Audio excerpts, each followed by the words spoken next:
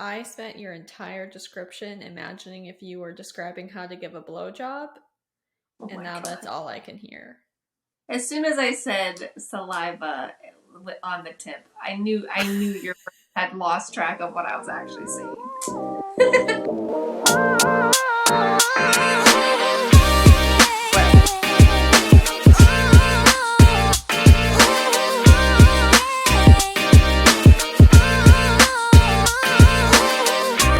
Well, welcome back, all of my turkeys. Thank you for tuning in again. We are here. We are sleepy, and I have questions. Do you have questions? OMG. Wait, Okay, how do sorry. we make it look like we're cheersing?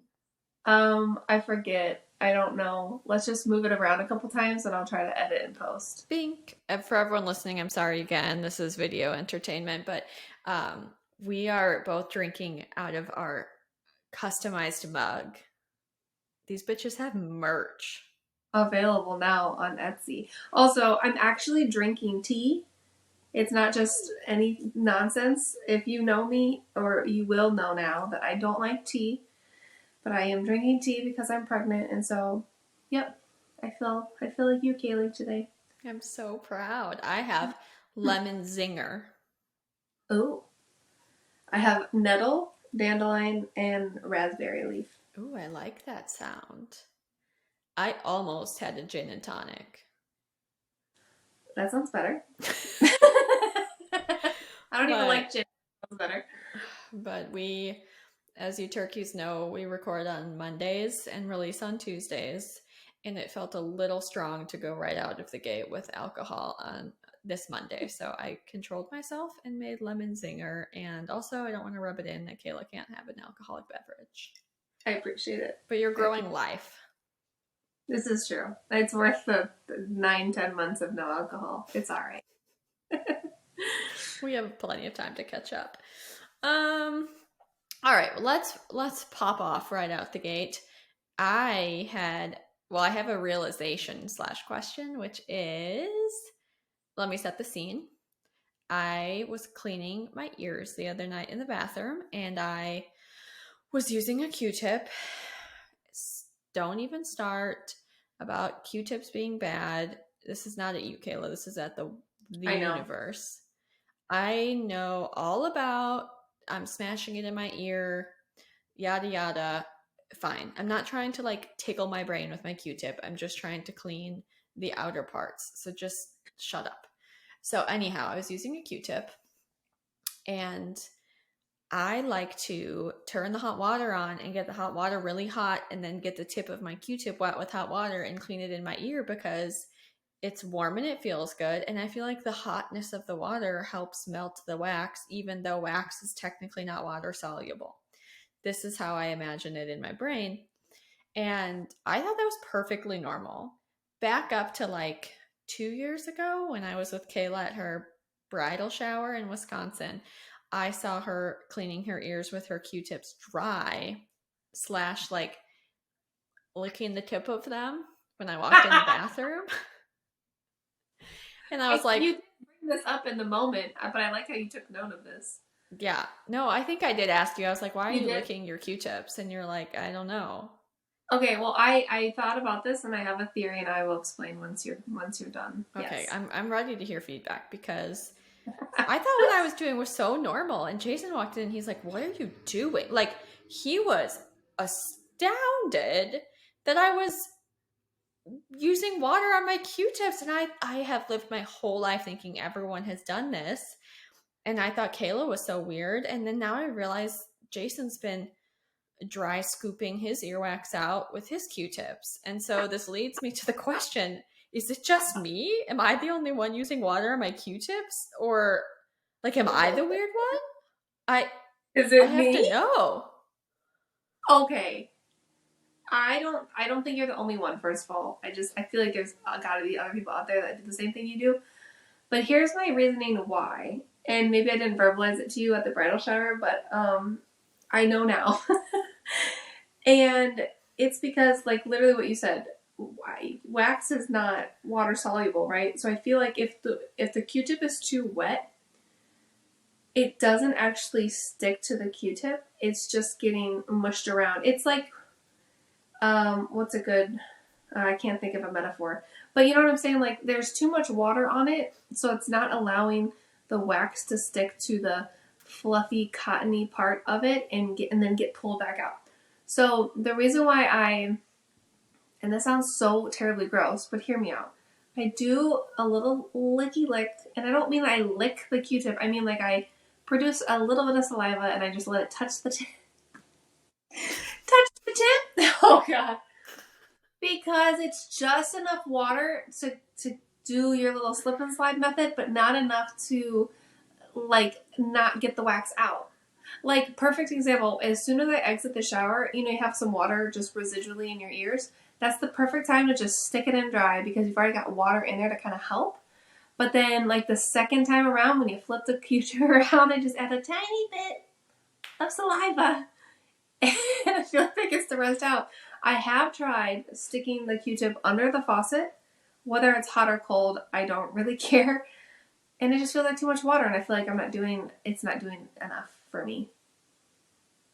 I have 2 comments. My first comment is that my Q-tip still comes out quite yellow. So Okay. I feel like my wax is coming out. I felt the need to justify that for myself. Second of all, I spent your entire description imagining if you were describing how to give a blowjob, Oh and my now God. that's all I can hear.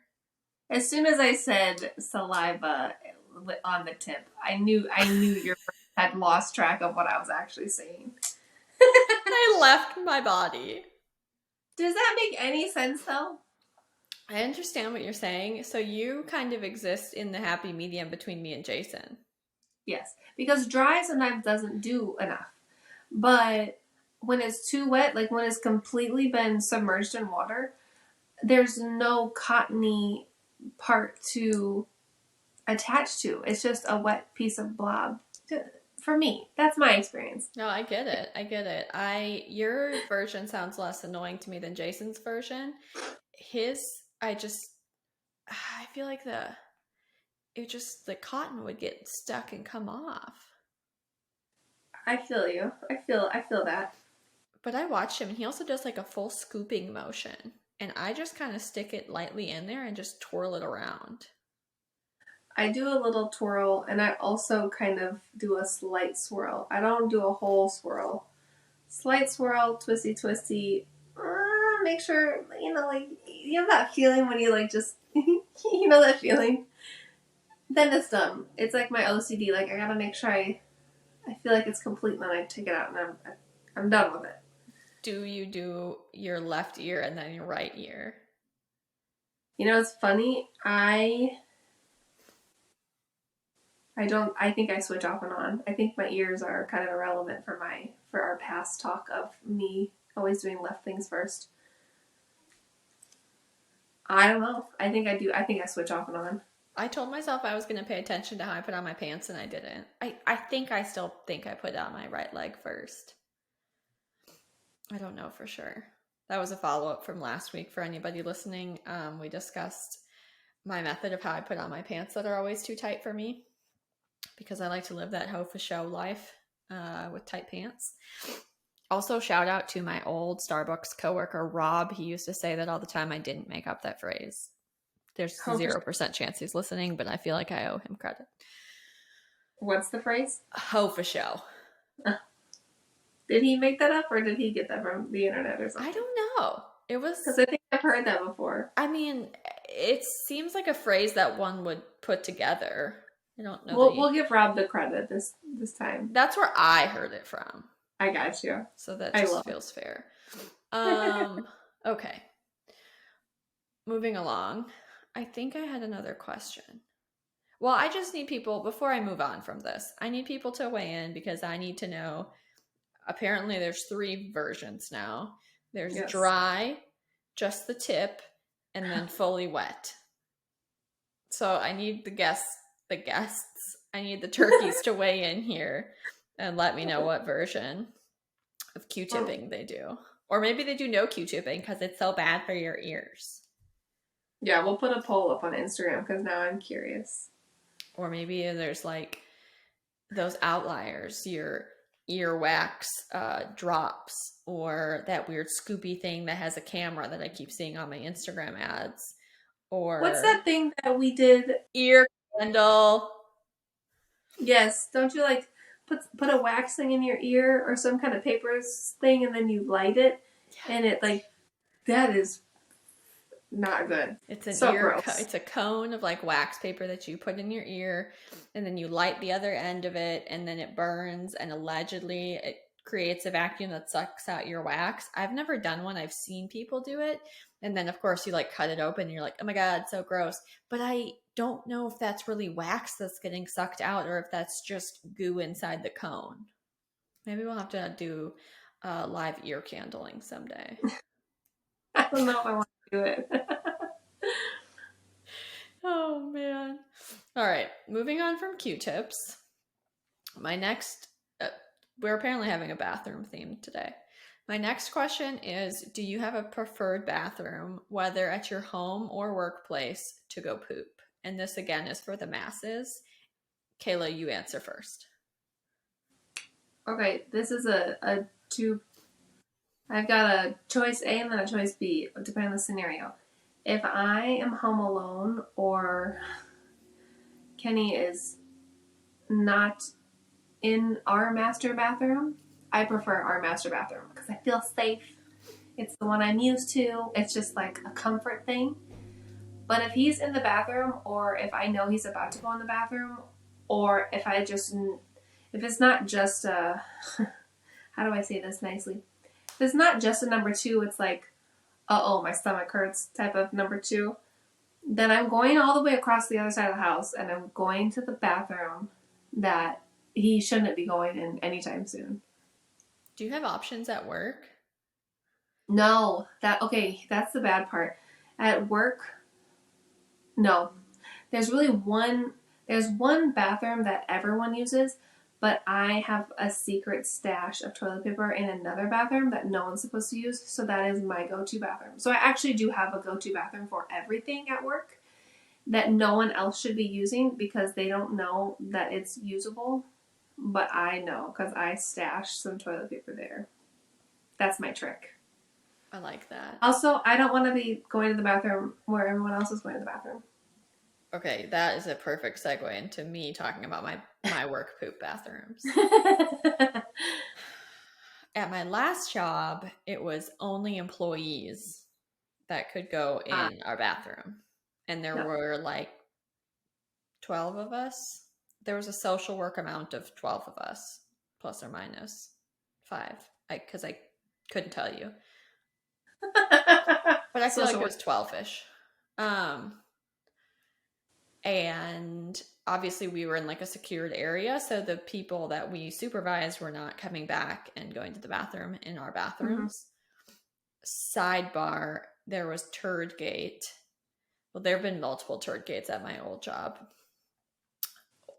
Second sidebar, off the sidebar, one of our cleaning people pooped his pants while he was cleaning and like left little bunny turds down the hall. So that was the original turd gate. The That's other, so ironic. yeah, Clean. it was really sad. We didn't make fun of him, but I mean, we definitely thought about it a lot when you discuss cleanliness of the carpets. The next turd gate only is known by the women in my old office because one day someone pooped and didn't flush it, and there were only like 6 women maybe using that bathroom. And honestly, for the life of me, like, I can't tell you that it wasn't me. That's not what I'm expecting you to say. You don't remember, maybe? I don't think it was me, but as time has gone on and I've gotten further away from it, I just think that it is completely plausible that I took a morning poop and was really out of it and sat on the toilet for so long after scrolling on my phone that I forgot. I hope not, but it's not outside of the realm of possibilities. So my male coworkers, if any of them are listening, did not know about this poop scandal, but everybody in the office, all the women of the office were talking about it, and I vividly remember it, and I just have felt more and more ashamed as time has gone on. Oh my So god. Wait, I have a question. Do you only have like one bathroom individual stall for the women, or is it like a woman's bathroom where you go and there's multiple stalls? so this is still at the old job, but there were two stalls in that bathroom Okay. because they had to have like Okay. a handicap accessible I gotcha. stall, I guess. I don't know. There were two stalls. Um, the other thing is when I was there, I always used the non-accessible bathroom stall, like the non-handicap stall, Okay. because I used to babysit for a kid with special needs, and I will never remember how mad his mom would get when he would go in the bathroom or they would go in the bathroom and the accessible stall was being used by someone that didn't need extra access. And after 5 years of working at that job, I realized how stupid that was because nobody that I worked with of the 6 women needed that for anything I was else. just gonna say, I understand the logic behind that in like a public restroom, but if you don't, yeah, okay, you Yep, now no you know. reason. No reason for it. But the other thing that adds to the suspicion of myself is that the turd was in the normal bathroom. Oh, so that's So, more likely to be yours. yeah, because I feel like most people, when they poop, they want more space. But I found that I liked a smaller closet. You could have been behind the scandal, Kailey. Dude, I know. Words out. I'm not there anymore. It's okay. So now at my current job, I work in a medical clinic, and there's a bunch of single stall, like just, one person unisex in and out bathrooms all in the clinic, and the patients can use them along with everybody else. And it's a goddamn nightmare. So patients can use them, and they are also individual unisex stalls. So, oh no, that's the worst case scenario. It's the worst case scenario. And so the way that the clinic is set up is there's multiple hallways, and then there's these little offshoots in the back. So patients are usually walking down the main corridor of the hallways, and I find, because I have done the experiments, that the bathrooms that are on the main corridors closest to the doors that would exit you to the lobby are the most used by patients, as Mm-hmm. evidenced by the most amount of urine on the floor or the toilet seat. So that leads me to, how have I located my new poop bathroom at my other job? Because there's layers to this. There's a bathroom that's directly across from my office, but that is the one that's on the main corridor closest to the door with all of the Oh pee. And I can't no, sit on that one. If I'm about to pee my pants, I'll quick go in there and just hover. I can't. I hate hovering. I know, but it's like, you got to do what you got to do. But I'm not going to poop and hover. That's ridiculous. So I have taken painstaking time to find a bathroom that is not on the main corridor and that's in the far back reach of the clinic. And there's not a nurse's office directly across from it, because that's the other thing, is I don't Mm. want to go blow up this one bathroom that the patients hardly ever use, but it's right by the break room. I Oh, shall not, because then everybody's going to see me walk out and know that I blew it up. So I have found this one, and hardly anyone ever uses it. And I tell people that I go to the farthest away bathroom so I can walk around and move my body, which is partially true because I do get ants in my pants from sitting all day. But a lot of it is because it is strategically located where it doesn't seem to get a lot of use, and where people won't see me exiting as the smell emits, or at least it's reduced. that is so funny. You found the happy medium. Do you think your coworkers will catch on though and start using that one too? Well, I told them that it was my favorite bathroom, and I told them that that's where I go after my coffee in the morning. So, they, AKA, don't come after me. yeah, they've been warned. I think I specifically, with one coworker, discussed that I've found the perfect pooping bathroom, and she better not try to steal it. Oh my god, this is hysterical. And then growing up, my favorite bathroom to poop in was my mom and dad's bathroom. So it was the master bathroom. Interesting. I can't tell you why. I think it was probably started by summers being home alone with my brothers because I always babysat them. So obviously my parents were away at work and there was nobody that was going to use that bathroom. So it was just more fun. And plus, Mm-hmm. you know how it is. It's like you don't go in your parents' room, or I don't know. At least Yeah. that's how it was for us. And my mom would be horrified if I went and pooped in that. I mean, she knows this now because I've told her, but back then she would have been horrified to know that I was exclusively pooping in her bathroom. Oh my Um, gosh. so I started that habit and it carried on my entire adult life that I lived with them. Um, and then I told her I was When doing it and I kept what doing if it. they were home?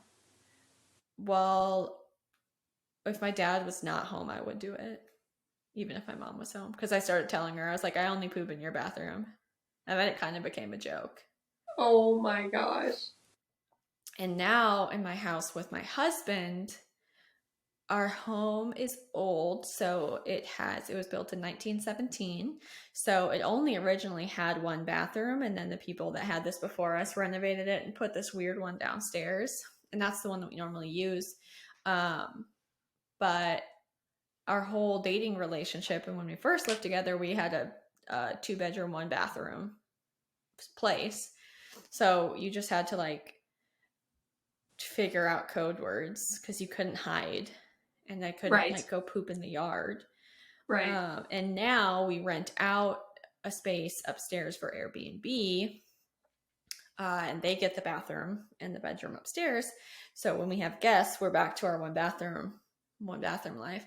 But we have made a pact that we shall not poop in front of each other. Um, and so the code, neither of us like pees with the door shut, so that's all normal. But we both know do not enter if the door has been shut and the fan has been turned on. Nice. That's family code for poop time. Um, it's What if you also really have to go afterwards? what? Like, what if you really, really have to go though, right after?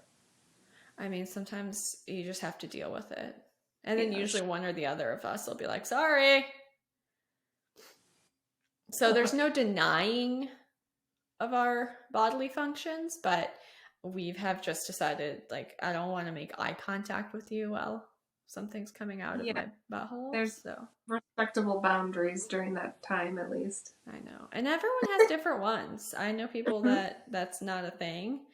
Mhm. Um and for once in my life I don't feel judgy about that. So There that's you just go. our thing. I like that. Anyway, that was a lot of discussion about bathroom and poops. Thanks for hanging in there. Um oh, I feel like it just continues with bodily.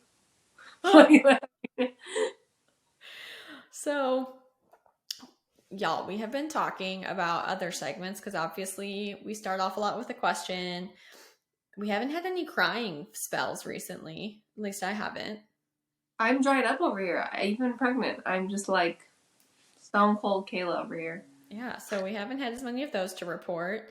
Um, I haven't acted like a Karen recently, but we had discussed a new segment which we shall call Childhood Realizations. And Oh I'm yeah, going to kick it off with a banger. Unless, Kayla, do you please. have one? No, I can't. I will. I have some, but I just can't think of any right now. Okay. So the point of this is basically like, I don't know, any of those things that your parents told you that you figured out later was bullshit.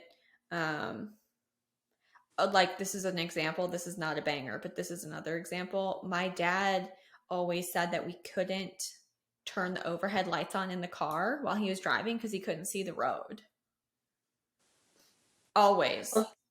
And it's not until I got with Jason that I realized that was false because, or maybe my dad had some kind of weird eye problem, but I turned the overhead light on one time because I had to look at something. I was like, oh my God, Jason, I'm so sorry. Oh, also this is for when it's dark outside. I was like, I'm sorry. And he's like, for what? And I was like, I turned the light on. I know it's really hard to see while you're driving. And he was like, I don't know what you're talking about. Okay, I have to interject and agree with your dad because I have nighttime vision problems and I cannot have the lights on in the car. Okay, well, he doesn't have glasses though. Yeah, like I don't know what it is. Even if like you know how the newer cars have the screen and you can either leave the brightness on or when the sun sets, like it'll kind of switch off to dark mode. If it's on daytime mode, I am so distracted and I'm like, if anyone's watching me, I'm making like a face where I can't focus. It's so hard for me, and I think I don't know if I have a astigmatism or what's going on, but me in the nighttime don't get along on the roads.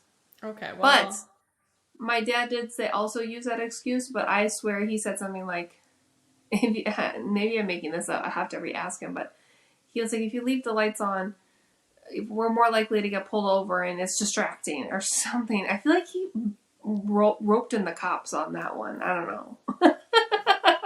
That's how like my boy would say. it does. It's a little extra layer of drama.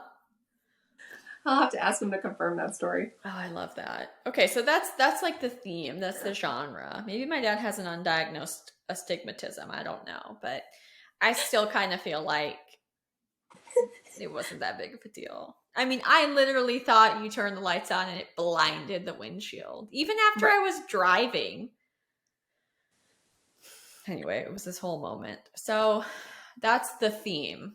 You know, don't go swimming at 30 minutes after you eat, you're going to drown. Like, no, your Mm-hmm. parents probably just didn't feel like going to the pool. That, or don't go outside with wet hair, you're going to get a cold. Mm-hmm. Probably not real. So that's the vibe. I, when I was a little kid, my whole, actually, up until probably like 2 years ago, thought that I was giving myself back massages with my mom's back massager. And let me tell you, I also made up a whole narrative about how it was greasy because you use body oil when you give back massages. Wait. I have so many questions. I'm going to let you continue. I have a question, though, after you're done. The most abhorrent and appalling part of all of this is that one time my mom walked into her bedroom to find me giving myself a back massage. And this isn't a euphemism like quote unquote back, no, back massage. It was on my back. She said, she just looked at me. I don't even remember her reacting. So props to Sue for having a stone cold face. But I was like, oh, mom, I found your back massager. And she was like, yep, don't use that though. It's mine. And then just left the room. So then I just like would like use it on the down low when she wasn't around. OMG. And let me OM. just describe this for the young people of the world, such as myself. Olden day vibrators plugged into the wall, or maybe used like a bunch of D batteries, but this one plugged into the wall and legitimately looked like a slightly less aggressive version of like a Theragun. So it's not out of the realm of possibilities that that's what that was. I'm not talking about nowadays where there's like a little bean or a little like penis shaped. I mean, this was just a device that vibrated. It didn't have any like hints of Yeah. being a phallic shape, none of it. So it's not that unusual that I thought that. I'm just, as an adult, so impressed with my mother for not reacting and being so normal. I'm sure inside she was like screaming, but I, as a kid, didn't notice it at all. And then I didn't put this together until very recently. And I was like, oh my God. And I've told her that I figured this out one day. I don't think she remembers it. She's probably blacked it out, but absolutely dead. What did she say when you told her or we brought it up? I think she laughed. Our relationship doesn't have a lot of like inappropriate parameters. So Yeah. that part of it, I guess, is it wasn't that horrifying. Maybe I just. She says she doesn't remember it. I remember it vividly, so I know it definitely happened. But Okay. The main question that I have is, why was it greasy?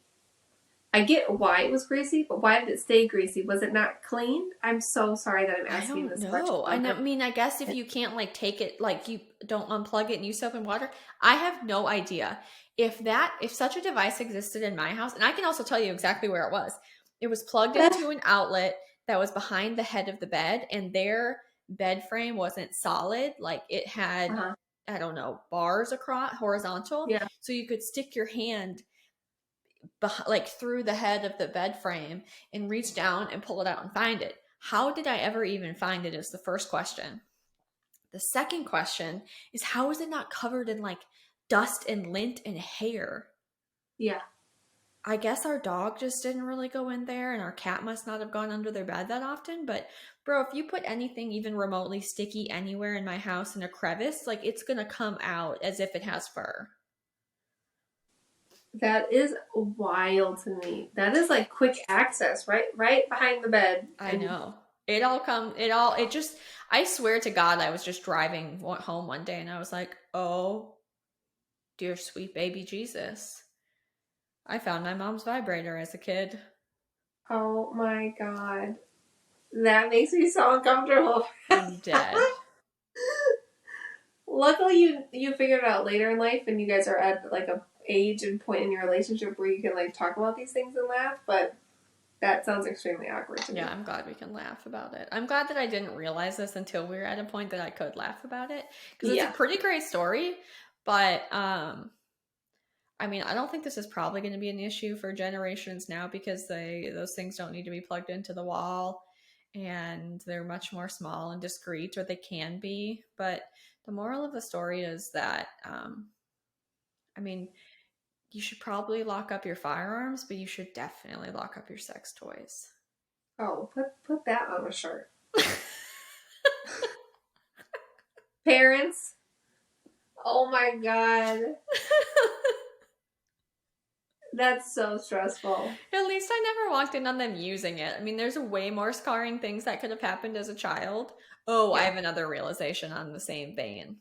This is taking up, these intro segments are taking up a lot of the time. I like it. Um, I realized that my dad always used to light incense when they would like get frisky. And there were definitely times where I remember coming in, like, after I could drive, like coming into the house and being like, oh, that's nice. The house smells like incense. Not until my adult life did I realize they were taking advantage of no one else being home. Yeah, that's another good thing that you didn't realize until later because every time you smell incense in the house, you'd be like, "Oh, okay, they just did it, or they're doing it, or I something." know. Oh Trauma. gosh. I I may not have put that one together until one time Jason lit incense. Oh. Like for us. And then I think maybe days later I went, oh my God, and called my mom. And she confirmed. Oh yeah. Oh, I love how open she is and will tell you about these Yeah, things. she was like, that was definitely a move. Luckily it didn't ruin incense for me though. I don't know if what that says about me, but I've been able to block that out for the most part because I do love incense. Maybe it's because I had a lifetime of loving it on my Yeah. own Yeah. before I realized that it was a sexual tool. Oh gosh, I need to think of some. I don't have any, but those were two really good ones. I know you have them. I know everyone has them. I Oh kind of yeah. put you on the spot with asking you about it today anyway, to be fair, but that's definitely one I want to keep pondering on because, and I think also maybe for you as you become parents, maybe you'll think of things or maybe Yeah. you'll do things. I know. I'm yeah. I mean, That's gonna everyone be a has their whole. tricks. I know. I'll think about it. I'm sure there's some for sure. Oh, I can't wait. Cannot wait. So, the main topic today isn't going to get any less weird for any of you listening. We're going to discuss our feelings and honestly a question that I have about waxing and or laser and or hair removal. Hairlessness versus what do you call it? A full bush?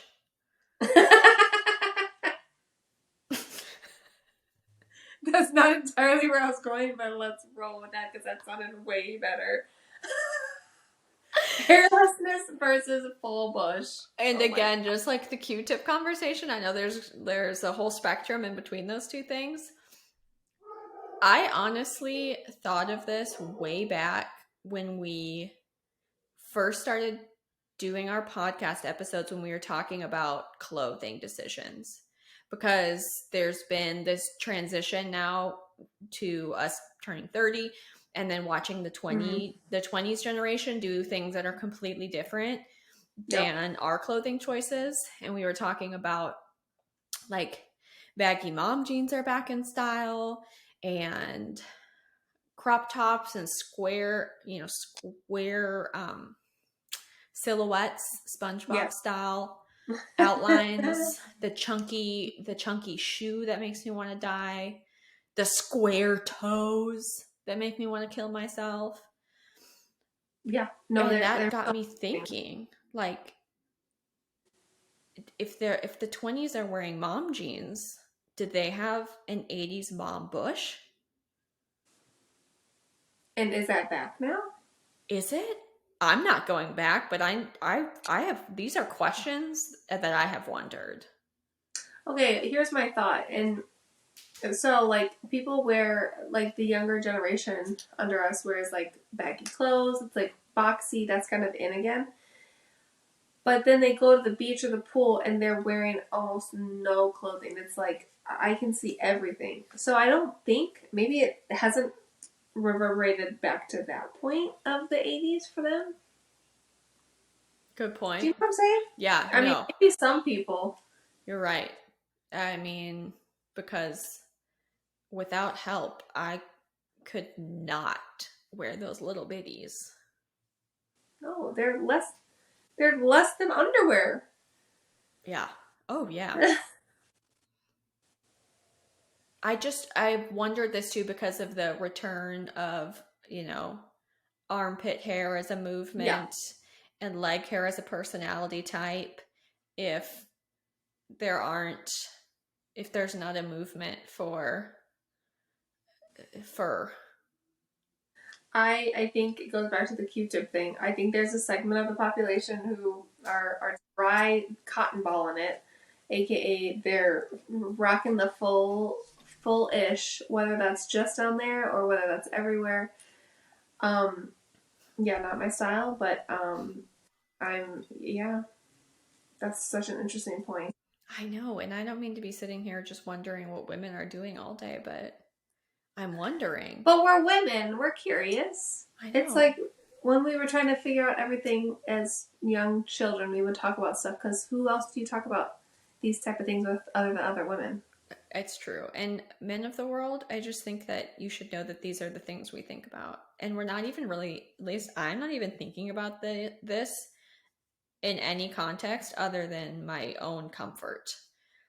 Because let me just tell you, ladies, if you're here for like a triangle or a topiary or a landing strip or a full-blown like hedge, I just want to tell you the secret that you still need to go and get your butt waxed. If you want to have a bush in the front, have a smooth butthole. It will change your life. I don't care what your preferences are. Honestly, I don't care anyway, but you cannot knock the feeling of wiping when there's no resistance. I can't take this seriously. Because I think there's some women who are really bothered by those of us in the world who decide to just say, like, just strip it all down. Yeah.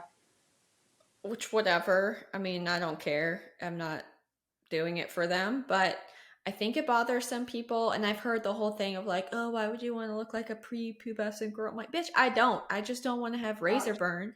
And I'm Italian. And if I didn't do something, it would basically grow down to my knees. So would you rather me like scar all of the children at the beach or look like a Ken doll. Those are the only two options. And I'm not going to wear shorts at the beach like a grandma while I'm still young enough to let my ass cheeks hang out. And I'm nobody's mother, so it's fine. Oh my god, this is the rant we needed in the beginning. Um, I feel you. I totally feel you. I don't think it's just like who cares what you have, but it's a personal choice. But that's interesting. Your hard recommendation for I get you for a smooth buttery backside at least. Dude, smooth as butter. You don't even need a wet wipe half the time. It makes a difference. We're going to get into this later in weeks to come, but I argue that it even lessens the need for a bidet. I mean, I still want a bidet, maybe. We'll talk about that later. But all these people out here with their unflushable wipes, I wonder if they knew, if they just removed some of the excess surface area, that they could really clean things up. I mean, it's kind of like, can I just say, like, your nostrils have hair, and they're supposed to be there because they're supposed to filter and help you not get everything in there, but you know damn well that shit gets stuck in those hairs, and you get, those cold winter days or the times that you're sniffling and snotting, and they get stuck in there. I'm talking about boogers. Boogers get stuck. So, like, it's the same thing on the other end. Right? And I mean, not that like dramatically, but an evolution. It's not like your dog with like clumps of shit on the back of your undertail. A dingleberry.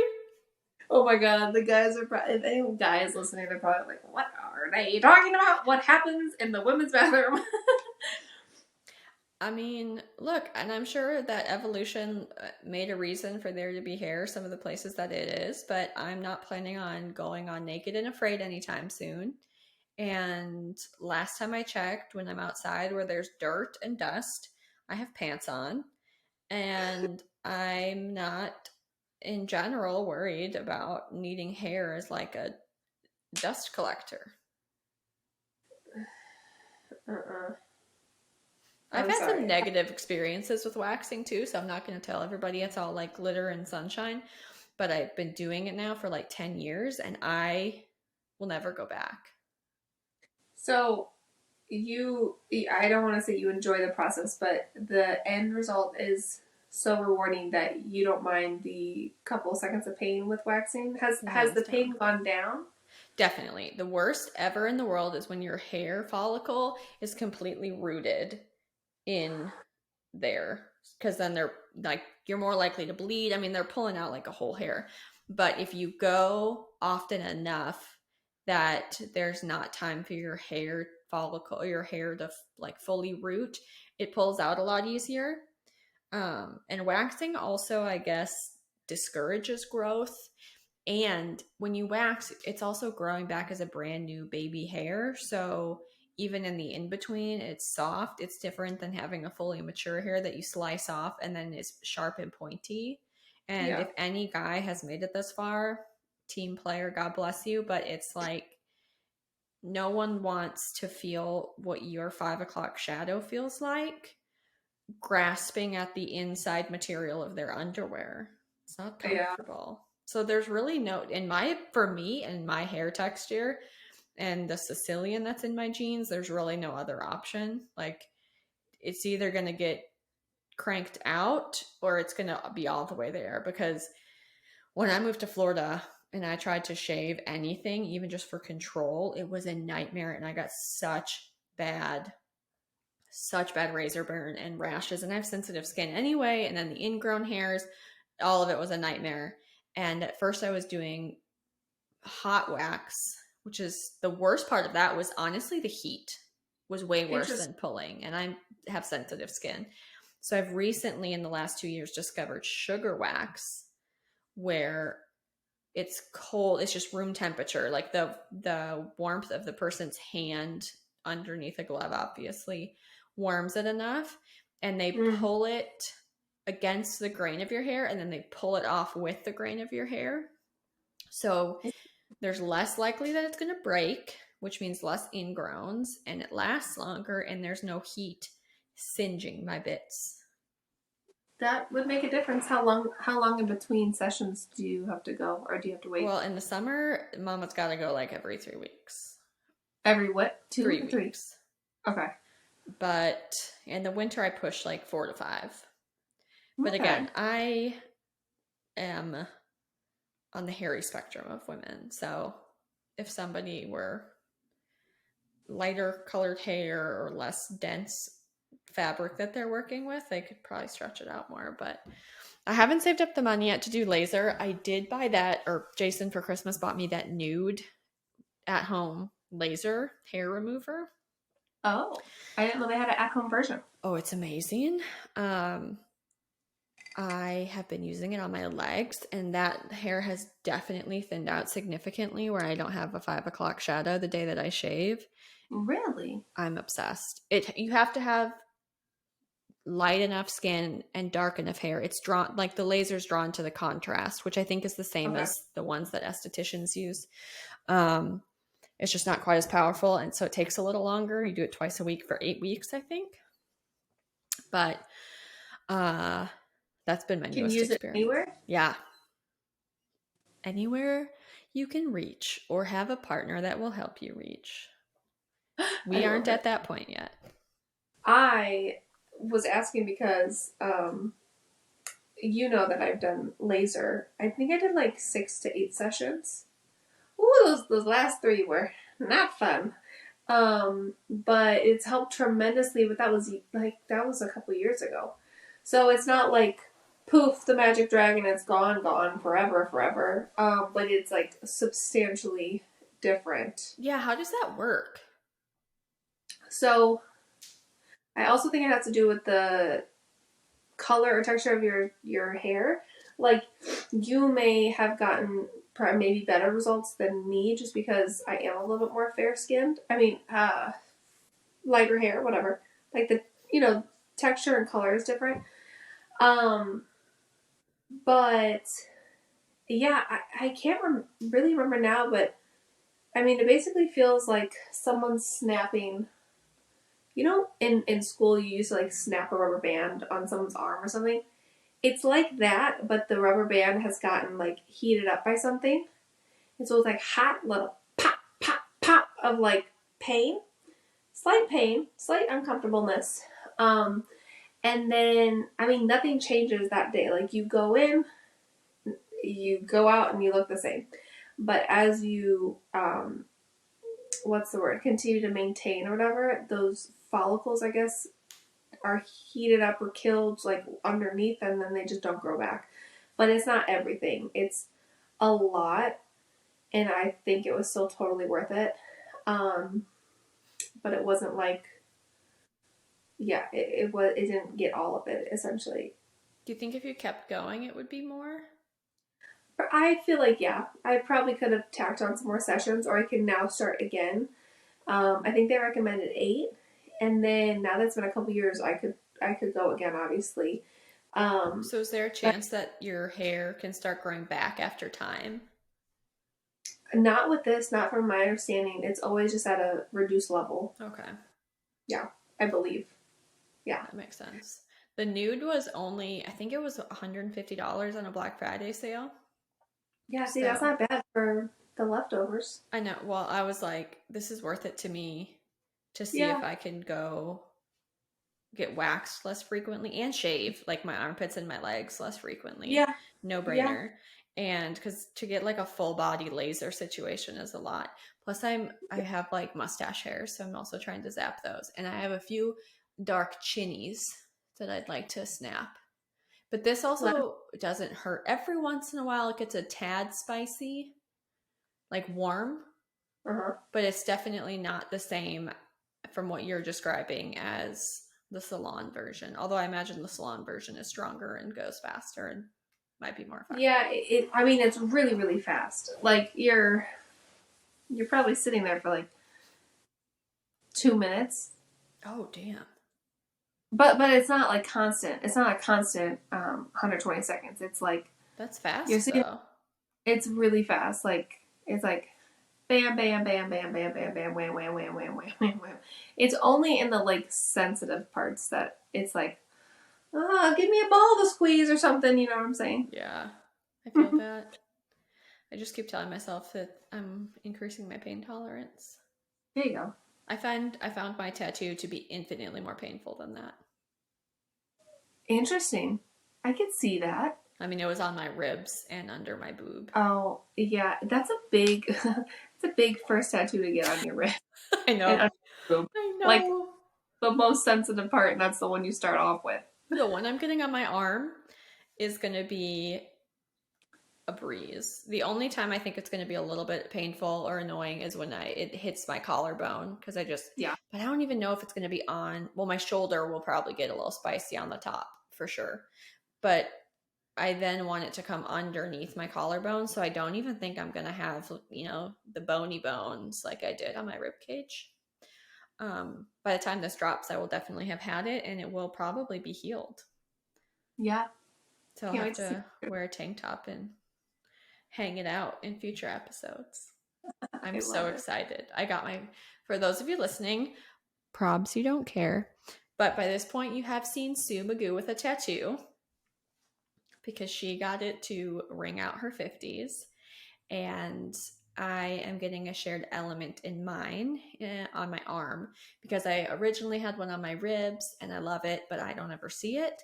And that was kind of my like tester. And now that I've decided it's a vibe I'm okay with, I'm going to put this one out in the open, but not so far in the open that I can't cover it up for work. It may Yeah, eventually turn into a full sleeve, but for now, we're going to start with like a solid, like quarter sleeve. I love that. I also have plans of how to expand it on my back shoulder, but that's for a How later far back? time. Oh, well, so this one's probably just going to come like a little bit around the top of my shoulder. I just want it to flow with the shape of my body. But I have plans in the works that I have to sit on. I've told myself for a year Yeah. to make sure this isn't just a personality hole that's going to dry up later in life. But I have plans for like a shoulder piece to expand it and then to eventually like work down to up underneath my elbow. But we'll see. We're going to start we're going to start with what we can do in a single session. It's probably still going to be a long day, but Yeah. and then I'll live with that for a while. I don't want to go too ham Yeah. too soon. That's fine. One last Sue Magoo with a tattoo story since we've talked a lot about my mom. So obviously the episode, well, everything will have already been on social media about her getting her tattoo, and that's all fine and dandy. But I just thought this episode, in honor of her crossing over into her 60s threshold, I would list off for you all of the things that she did in her 50s because we calculated this the other day and she has had a phenomenal decade of her 50s. And Amazing. also for everyone listening, like your life doesn't end when you exit your 20s. You can still do all kinds of weird shit any decade you want. And now I'm telling my mom, I'm like, bro, what are you gonna do in your 60s? Because your 50s were lit. Okay. So in her 50s, she got divorced. I bought her a Brazilian wax, keeping on topic, for some birthday in her 50s. I don't remember which one it was. So she got her first Brazilian wax. She got divorced. She got laser hair removal because she liked the Brazilian life so much. She got a boob job. She got remarried. She was in my wedding. I feel like that counts. Mm-hmm. Was there something else? I mean, that's already a lot of things.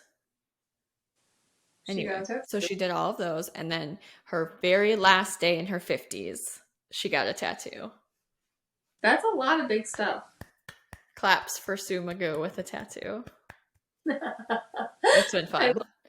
It was fun sitting there in the tattoo parlor, like recounting all of this stuff in front of the tattoo artist because she's very in the zone. She did my rib one, but she's listening the whole time. She just doesn't talk a lot while she's tattooing, Yeah. and she's great, and her room is fantastic, and I like everything about her that I know, which is not very much, but it was just so funny every once in a while hearing her like snicker. Yeah. And that was definitely one of the times that we got her a little bit was when we were talking about all of the antics that my mom has done. Um, and I spoke to her again today, and she gave me again full disclosure to discuss anything about her on the podcast. So I figured if we've gone very far down on this one, I so know we went thank you fully into too. the rabbit hole. But that, for parents of the pod, I think we've basically filled out most things that there are to know about my mom. So we can move on to your parents next. I love it. We've got some Lloyd and Nan stories. Oh yeah, next time. So I think we can finish up with some listener feedback if you're ready for it. Yes, I love you are the keeper of the feedback, and this is the best part of my week to listen to you read it off. I kind of feel like a little library. Okay, so feedback again from Rebecca. Shout out. Thank you for listening. So this is in response to men wearing nail polish, which I severely ragged on a couple episodes ago. So Rebecca texted me and she was like, so nail polish on men really used to bother me. And then I had Connor, which for those of you listening is her son. He's adorable. And he's also terrifyingly smart and intuitive. It's alarming. Anyway. So then she had Connor and she said he really wanted to paint his nails yellow. And she was like, so I just said, screw it. And I painted them. And she said Connor was super happy. He loved it. But other people in public were looking at him and kind of like giving them shade and kind of shitting on the whole thing. And we live in the South and she lives in like a Southy part of my area where there's a lot of traditional people. So just, side eye and people being like, why are you raising him gay and just dumb, ignorant shit. Mm-hmm. So her husband, which if you know Chris, this is a pretty big deal and really warmed my heart. But her husband, Chris, went out and painted his nails just as like a middle finger to everybody that was bothered by their kid. And Connor's like 3 or 4, 4 or 5 at the time. So Chris did that as just like a fuck you to everybody. And then they just leaned all the way into making people uncomfortable, which we all know is basically my favorite thing to do. So while I still don't feel any type of attraction to a man with nail polish on, I am here for the middle finger to society aspect of the nail polish. And I love that Chris did that as a dad. That's so sweet. That's super sweet, and I love that he joined in. Yeah, that is a scenario that I'm like, yeah, fuck everyone else if you are judging me for my yellow nail polish. Yeah, that's so adorable. Cute. It's just so cute. I know. I love our generation of dads. I just love seeing them kind of get into their feelings a little bit. And I still love a man's man, don't get me wrong, but I think it's sweet. I like that he was sticking up for his kid like that. So thank you, Rebecca, for sharing. And yeah, that is the best story ever. yes, while I haven't fully recanted my position on nail polish, I have definitely learned about an exception that I never would have known existed. So thank you for pointing that out because it's good for me.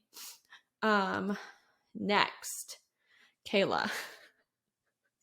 This is a follow-up to your discussion of that book, I'll Love You Forever. Yes. Erin sent this to me and said, please don't show this to Kayla unless she wants that book to be ruined. So I had to ask you first if you wanted it to be ruined / spoiler alert before I shared any of it. Oh gosh, now you gotta put me on the spot. I don't want it to be ruined, but now I'm curious. Dang it. Yeah, you might as well just let me in. I want to know what she sent you. So this article that someone wrote that's called Love You Forever, Sweet or Creepy. I'm not going to read the whole thing because it's pretty long, but it is so funny. It goes into this whole thing about how, like, is this book really cute or does this mom have an attachment Mm-hmm. problem? But like, there's one part where they say that it starts to sort of take a turn where she's watching him sleep, and they don't show pictures of Oh the yeah. illustrations, but they start to say the lady that wrote this article is explaining how the mom is like intensely creeping around the corner, and she's like, I can't help it, but the intensity in her eyes is terrifying to me, and it feels a little bit more neurotic than cute. And then she talks about how, like, this is still going on as he's 9 years old and it's happening in Right. his teens. And then at the end, she's like, and then this mom goes full blown psycho when this is a grown adult and she gets into her car and drives to his house and props up a ladder and climbs up the ladder and looks in his window to watch him sleeping. When you put it like that, yeah, it sounds really creepy. And it had never occurred to me. I guess I haven't really read it. Maybe this all ties into our childhood realizations, but Yeah. um I don't know, I was cracking up. It doesn't ruin the book for me that I never want to see it Yeah. again, but I think you're Yeah. probably going to think of this someday when you read that book, and I hope it makes you laugh, not cry. Yeah, man, that's funny. I can see where, like, metaphorically, the book is like, I'll always love you and like look after you as a mother, no matter how old you are. But at the same token, with the illustrations and the way they lay it out, I can see it being like, I'm watching you always, even when you're 50.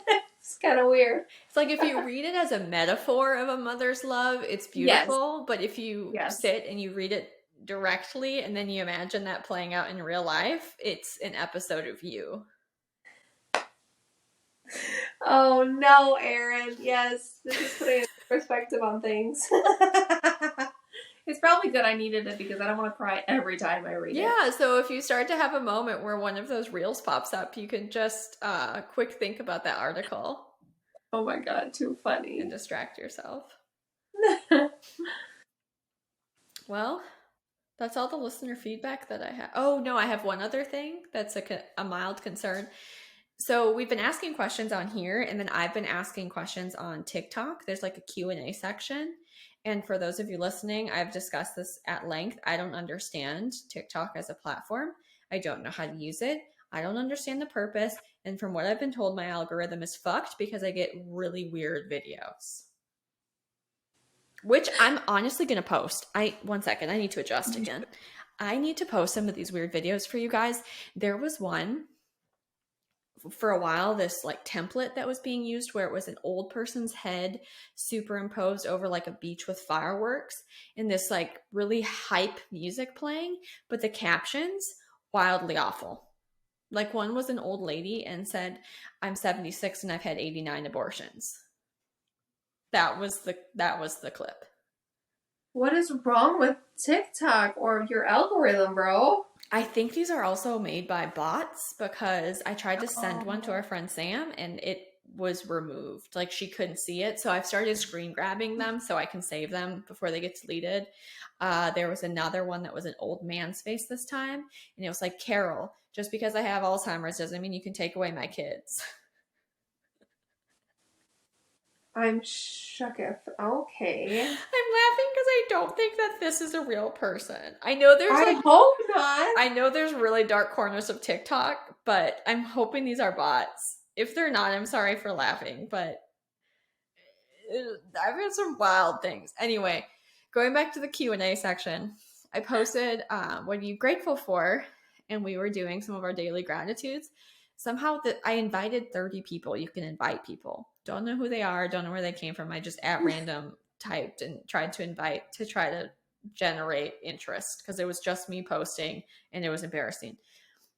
There have been like 2,700 responses. Wow. I think 1,000 of them are spam. I don't I don't know how TikTok works or why this is happening, but there's this one girl, I'll screen grab some of them. She makes these weird, like, I don't know if they're clay things or if they're makeup sponges, with designs on them. I don't really know who she is. I don't really click on them because they freak me out. But there's all these weird, like, answers to this question that are getting posted in video form that are not answers to the question. There's, oh my God, there's a doctor that keeps coming up, and he's like randomly showing how to do like butthole reconstruction surgery on like a mannequin model. There was something about On your gratitude post? on my post this is what are you grateful for, like that's one of the videos. And I think Oh, what's happening is people are finding anywhere that content is being watched and they're just yeah. uploading stuff for views, but a lot of the stuff that's on there is nonsense. Like there's no value. I don't even know what it is. So It's I'll like Amazon ads. I'm sorry. Oh yeah. We talked about my bizarre Amazon ads before, haven't we? I think so. I can't remember. I'll have to go back and look because I get the most bizarre Amazon ads. And now they've come up on our podcast page. They've migrated off of my personal account onto our podcast account. Dude, your algorithm, girl. And I've loved, there have been a lot of people that have legitimately responded what they're thankful for. I've also learned that there are a astoundingly disturbing number of like 10 and 11-year-olds on TikTok, which I feel Wow. very uncomfortable with. There was one little 11-year-old girl that was like singing the song of like, damn, my man screwed me over. And I was like, no, delete her account. If you took down Alzheimer's Steve wanting his kids back, like 11-year-olds shouldn't be on the open internet like this. No, I agree. But you know what you should do next? If they are on there, you should post your bird shirt again and get their opinion. I know. I need to figure out how to get actual answers. Anyway, That's I'll why. it's the weirdest thing. And I thought maybe that just always happened when you invited people to answer questions. So I've done it on others, no responses. I don't know how this got picked up. Um, I don't get it, but it's really weird. So that's sort of feedback. That is so strange. We need to learn more about TikTok and how it works. I know. But I think that's everything that we have for today. So if you turkeys want to tune in with us next week, we are going to be reviewing our pets of the pod, including all of their quirks, their numerous nicknames, the demon that lives in my house that's technically a pet, and that'll help answer the question of, is there someone barking? Nope, that's in the background of the podcast. I don't know so far. We haven't picked up on them, but I do, when we're doing these live, I can hear some rumblings back in the background. Oh, I heard them on the episode that dropped today. Oh no. Not too loud, but there was a very real moment when I was listening back to kind of hear things again and type up our summary, where I was in the clinic at work and I looked around and I was like, is there a dog in here? And I went, Oh oh, no. that was my dogs.